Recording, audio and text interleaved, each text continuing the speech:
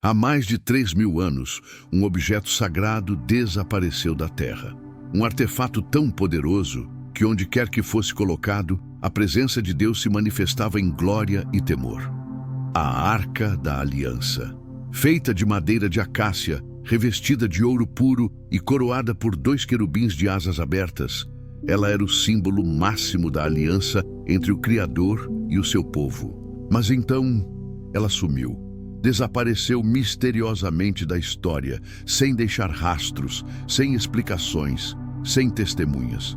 Desde então, reis, arqueólogos e nações inteiras têm procurado por ela. Aqueles que acreditam em sua existência afirmam que, quando for reencontrada, os céus se abrirão novamente sobre a humanidade. Mas o que era, de fato, a Arca da Aliança? Como foi construída? E onde ela está agora? A Bíblia nos dá fragmentos. O restante está escondido sob camadas de tempo, guerras e segredos. Neste vídeo, você vai descobrir a origem, o poder e o destino do objeto mais sagrado da história humana.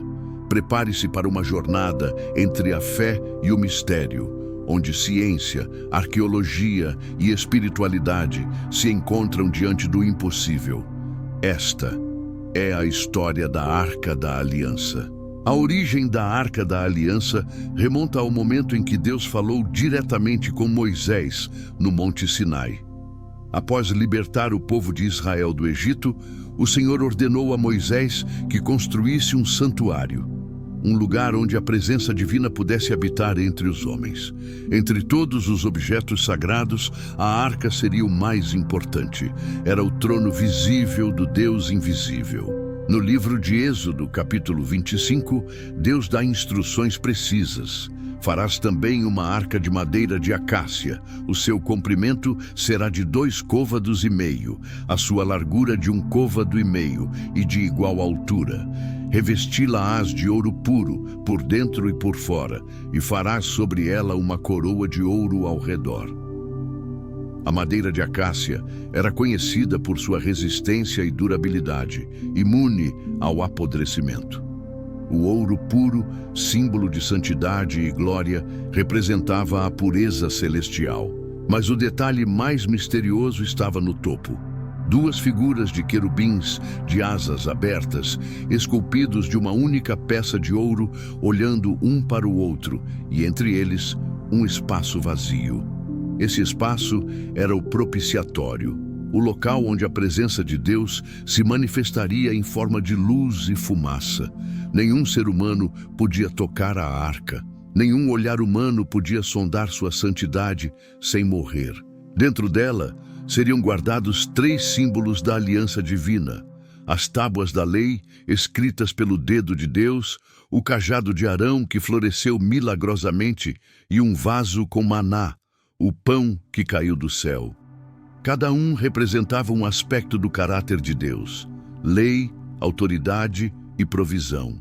A arca não era apenas um objeto sagrado, era uma porta espiritual entre o céu e a terra, um lembrete de que o Criador caminhava com seu povo e que sua glória não habitava em templos de pedra, mas em corações obedientes à sua voz.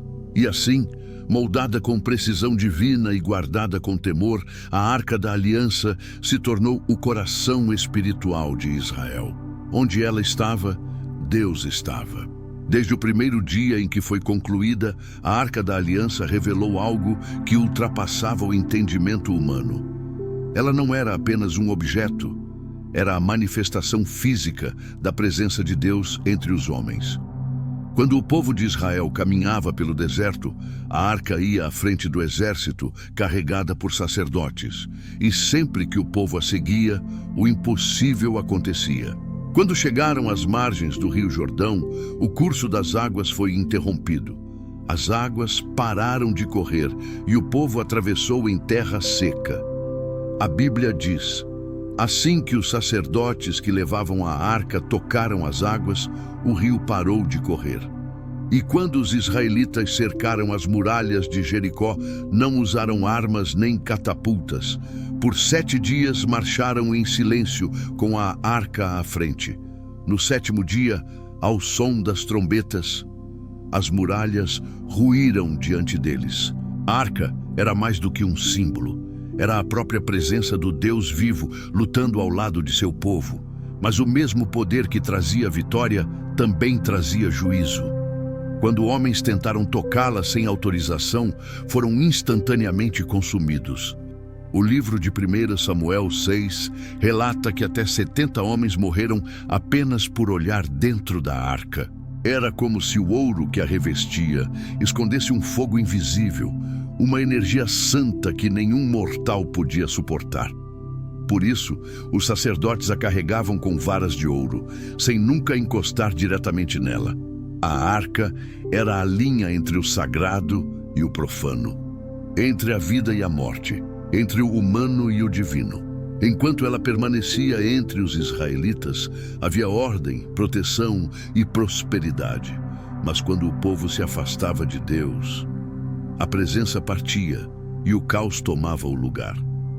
A arca era o lembrete constante de que a presença divina é bênção para os puros, mas juízo para os rebeldes. Houve um tempo em que Israel esqueceu o Deus que os havia libertado. Sacerdotes corrompidos, altares profanados, leis esquecidas. O povo que carregava a presença divina começou a se afastar dela. E então, a glória se retirou. Em uma das guerras mais trágicas da história, os israelitas enfrentaram os filisteus. Confusos e desesperados, pensaram que bastava levar a arca para o campo de batalha, como se o poder de Deus pudesse ser usado sem obediência. Eles acreditavam que a arca garantiria a vitória, mas o coração deles já estava longe do Senhor. E naquele dia, o impossível aconteceu. Os filisteus venceram o exército de Israel, mataram milhares de soldados e roubaram a arca da aliança. A presença de Deus foi levada e o povo mergulhou em luto e terror. A Bíblia diz que quando o sacerdote Eli soube que a arca havia sido capturada, ele caiu da cadeira, quebrou o pescoço e morreu. E sua nora, ao dar à luz, chamou seu filho de Icabô, que significa foi-se a glória de Israel. Mas a presença de Deus não podia ser tratada como um troféu. Os filisteus levaram a arca até o templo do seu deus, Dagon, em Asdod, e a colocaram diante do ídolo. Na manhã seguinte, Dagon estava caído, com o rosto em terra, diante da arca. Eles o levantaram, mas no dia seguinte, Dagon estava novamente prostrado, sua cabeça e suas mãos cortadas, como se o próprio Deus tivesse vencido sem precisar de exército. E então, pragas começaram a se espalhar entre os filisteus, doenças, ratos, morte e pavor. A arca, que para Israel era bênção, para os ímpios se tornou maldição viva. Eles perceberam: a presença de Deus não pode ser usada como símbolo de poder humano. E apavorados, decidiram devolvê-la. A glória do Senhor voltaria para o seu povo, mas não sem deixar uma lição eterna. Quando o homem se afasta de Deus, até o sagrado pode se tornar julgamento. 7 meses se passaram desde que os filisteus tomaram a arca da aliança. Durante esse tempo, nenhum dia foi de paz. Onde quer que a colocassem, doença, morte e pavor os seguiam. O povo clamava a seus deuses, mas nenhum deles podia salvá-los. Eles finalmente entenderam. Não haviam capturado uma relíquia, mas provocado o próprio Deus de Israel. Então, tomados de medo, os líderes filisteus decidiram devolver a arca, mas não sabiam como. Chamaram seus sacerdotes e adivinhos e perguntaram: como devolveremos a arca do Deus de Israel sem ofendê-lo? Eles responderam: preparem uma nova carroça, puxada por vacas que nunca trabalharam. Coloquem a arca sobre ela, e ao lado uma oferta de ouro, imagens das pragas que caíram sobre nós. Se as vacas seguirem o caminho de Israel sozinhas, saberemos que foi o Deus deles quem nos puniu. E assim fizeram. As vacas foram soltas, e sem que ninguém as guiasse, elas seguiram direto para o território israelita, mugindo sem parar, como se o próprio Espírito de Deus as conduzisse. O povo de Bet-Semes as viu vindo de longe. Ao reconhecerem a arca, gritaram de alegria, choraram e se ajoelharam.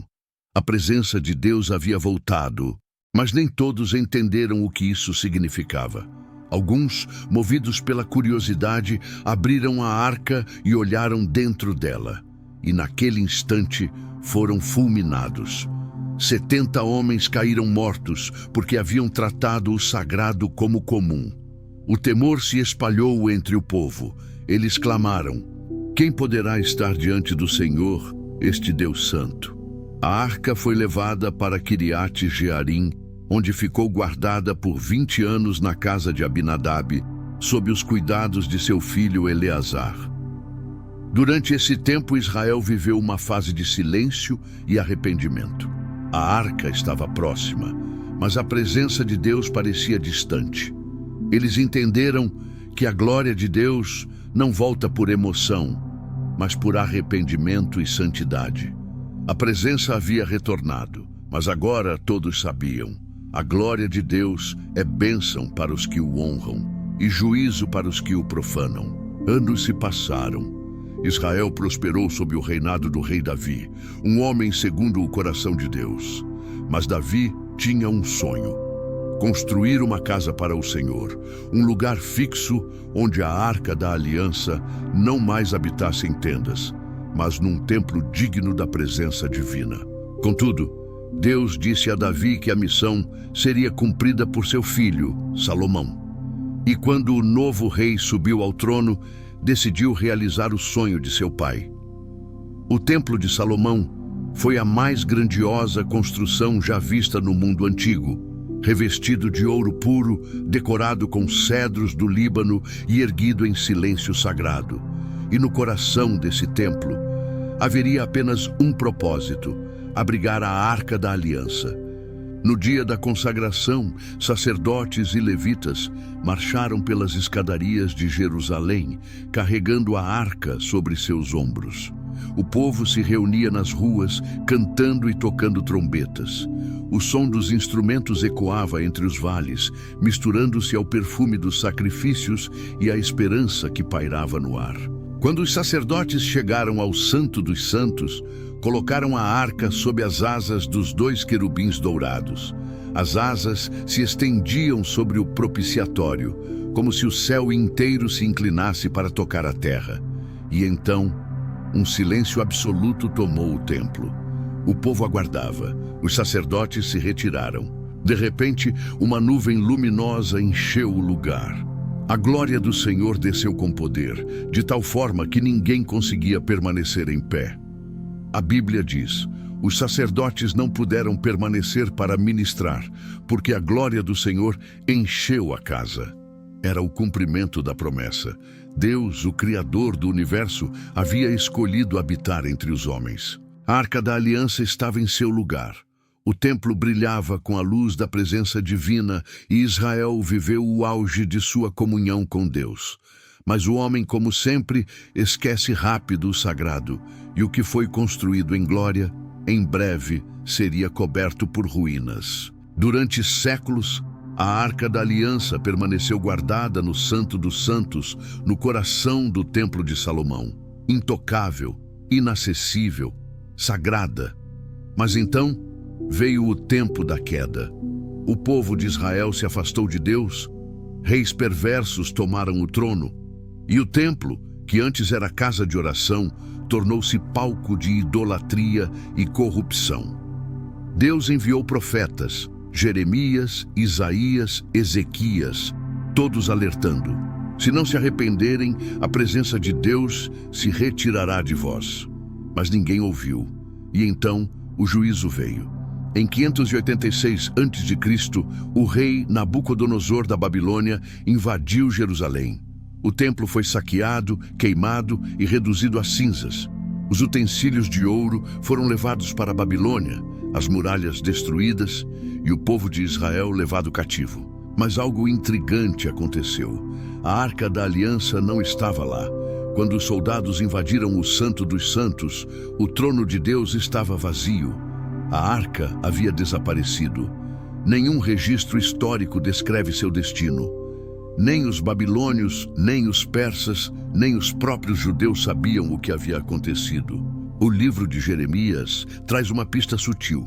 Antes da destruição, o profeta teria recebido uma ordem divina para esconder a arca em um lugar onde ninguém mais a encontraria até o tempo determinado.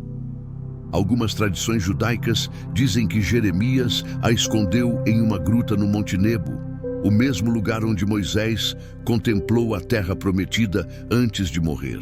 Outros acreditam que sacerdotes fiéis a levaram para algum local secreto sob o próprio templo, em câmaras subterrâneas que permanecem seladas até hoje. E há ainda quem diga que ela foi levada muito mais longe, para nunca mais ser vista. Desde então, nenhum homem pôde afirmar ter visto a Arca da Aliança. Ela desapareceu da história, mas não do coração dos que creem, pois onde quer que esteja, o poder que ela representava ainda permanece. E talvez seja vontade do próprio Deus que o homem jamais a encontre novamente, porque a presença dele não está mais em uma caixa de ouro, mas em corações que o buscam em espírito e verdade. Desde que a Arca da Aliança desapareceu, o mundo jamais deixou de procurá-la. Reis, exploradores, templários e arqueólogos modernos passaram séculos tentando responder à mesma pergunta: onde está o objeto mais sagrado da humanidade? Entre todas as teorias, 3 se destacam, cada uma carregando fragmentos de fé, história e mistério. O Monte Nebo, o refúgio dos profetas. Alguns antigos escritos judaicos afirmam que o profeta Jeremias recebeu de Deus a missão de esconder a arca antes da invasão babilônica. Ele a teria levado até uma gruta secreta no Monte Nebo, a montanha de onde Moisés viu a terra prometida. O livro apócrifo de 2 Macabeus 2, 4, 8 menciona essa passagem. Jeremias foi e encontrou uma caverna, e lá colocou a tenda, a arca e o altar de incenso, e tampou a entrada. Até hoje, escavações discretas no Monte Nebo tentam localizar essa caverna. Nenhuma foi confirmada, mas muitos acreditam que ela existe, guardada pela mão de Deus até o tempo determinado. A Etiópia, o guardião da arca. Outra teoria, igualmente fascinante, diz que a arca nunca foi destruída, apenas levada em segredo para a Etiópia. Segundo a tradição etíope, relatada no livro Quebra-Nagaste, o filho de Salomão e da rainha de Sabá, chamado Menelik Pero, visitou Jerusalém e recebeu do próprio pai uma cópia da arca. Mas antes de voltar à Etiópia, os sacerdotes teriam trocado as arcas, levando consigo a verdadeira Arca da Aliança. O Egito, a rota escondida dos levitas.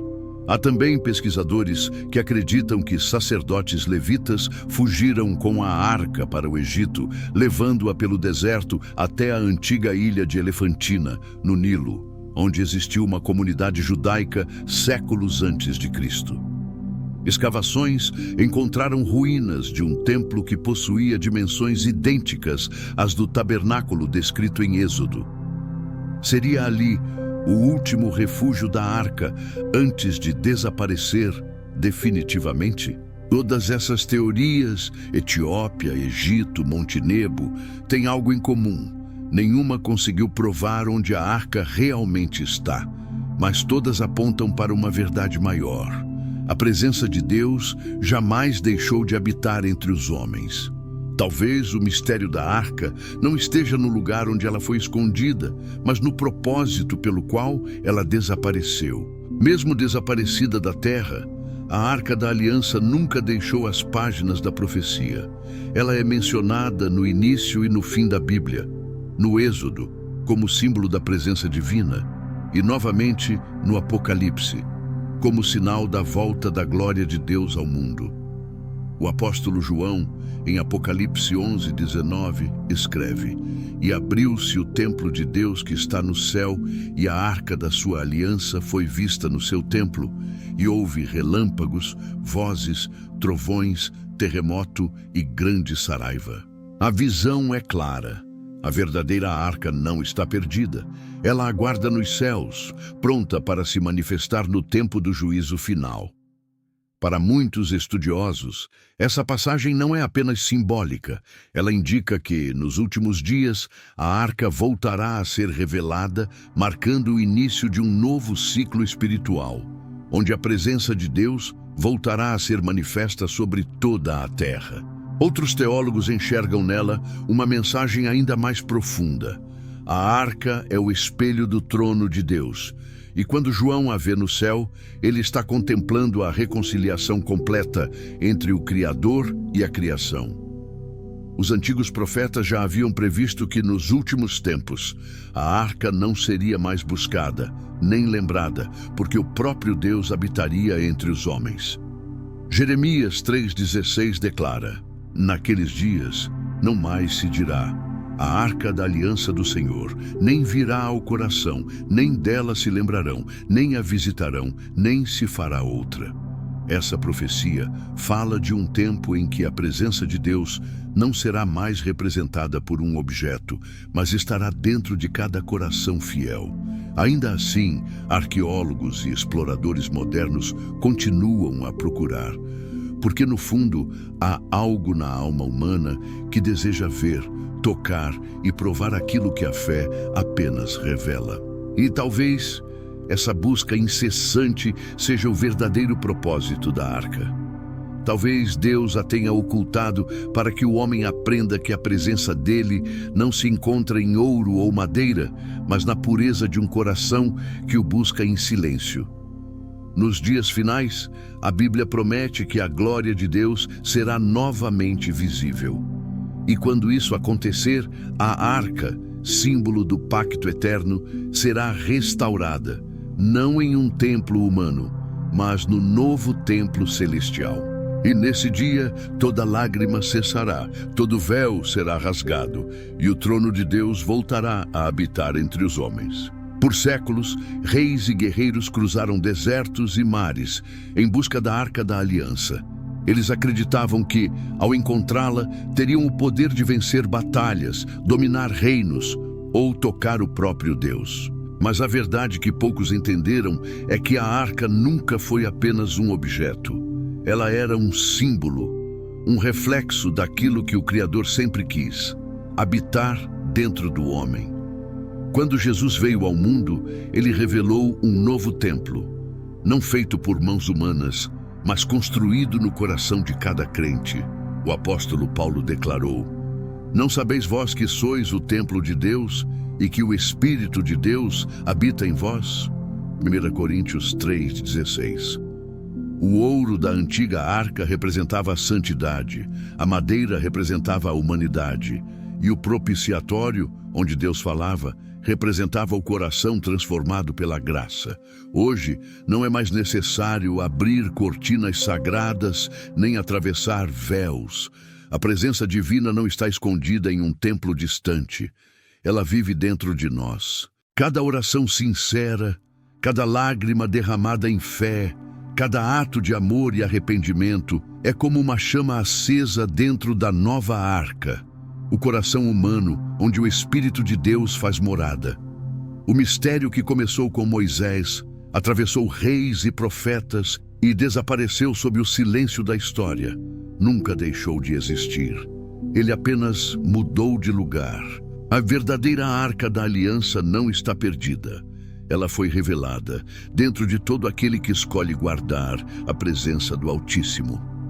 O trono de Deus agora está no invisível, e a voz que antes falava entre os querubins, hoje fala na consciência dos que o amam e o obedecem. Por isso, se você busca a arca, não olhe para os montes, nem para os templos. Feche os olhos, silencie a mente e olhe para dentro de si. É ali, no santuário do coração, que o Deus eterno escolheu habitar para sempre. Se esta mensagem tocou o seu coração, deixe o seu amém nos comentários e compartilhe este vídeo com alguém que ama a palavra de Deus. Inscreva-se no canal e ative o sininho para continuar descobrindo os mistérios mais profundos e inspiradores da Bíblia Sagrada. Porque os templos se desfazem, As pedras se quebram, mas a presença de Deus permanece dentro daqueles que creem.